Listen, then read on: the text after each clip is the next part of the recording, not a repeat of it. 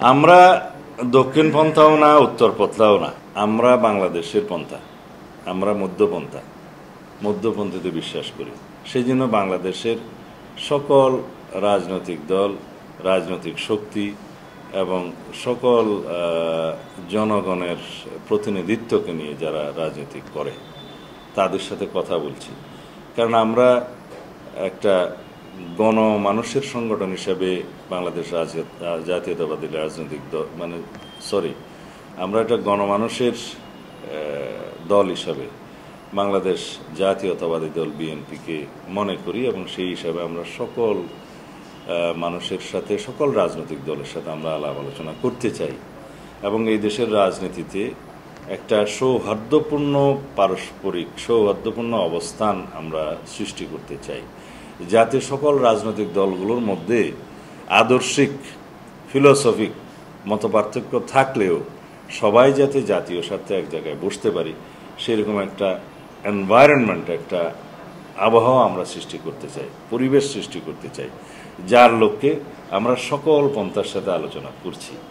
এখন ইসলামপন্থী দল হিসাবে যাদেরকে আপনারা অবহিত করছেন, হ্যাঁ, তারা তো বাংলাদেশের রাজনীতির একটা অংশের প্রতিনিধিত্ব করে, এবং আরও বেশি করে বলবো যেখানে যে দেশে বাংলাদেশের জনগণের মধ্যে শতকরা 90% বেশি ইসলাম ধর্মাবলম্বী মুসলিম, তাদের একটা রাজনৈতিক সমর্থন না থাকলেও তাদের প্রতি একটা মানসিক সমর্থন আছে যে এই দেশে যারাই রাজনীতি করুক, আমরা যেমন বলি যে কোরআন সুন্নাহর বিরুদ্ধে কোনো আইন প্রণয়ন করা যাবে না, শরিয়া বিরোধী কোনো আইন প্রণয়ন করা যাবে না, এই বক্তব্য তারাও দেয়, আমরাও দেই। তো গণতান্ত্রিক রাষ্ট্রে অনেক সময় জাতীয় সংসদে আলাপ আলোচনার মধ্য দিয়ে অনেক বিষয়ে একটা কম্প্রোমাইজড ওয়েতে আইন প্রণয়ন করতে হয়, এবং সেই আইন প্রণয়ন করার সময় সকল মতাদর্শের মানুষদের সাথে একটা আলাপ আলোচনার মধ্য দিয়ে ঐক্যবদ্ধভাবে যদি কোনো আইন প্রণয়ন করা যায়, সেই আইনটা টিকে, সেই আইনটা বাস্তবায়ন করা যায়। কিন্তু বিশাল জনগোষ্ঠীর মতামতের বাইরে, সেন্টিমেন্টের বাইরে যদি কোনো আইন প্রণয়ন করা হয়, সেই আইনটা কিন্তু বাস্তবায়ন করা যায় না বা খুব কঠিন বিতর্ক হয়।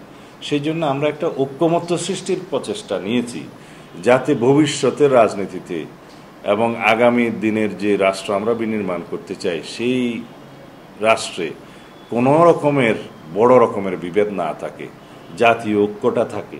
সেই জন্য আমরা সবার সাথে আলোচনা করব, এবং আমরা মনে করি বাংলাদেশের সবচাইতে বড় উদারপন্থী গণতান্ত্রিক রাজনৈতিক দল হিসেবে বিএনপির এটা একটা দায়িত্ব না।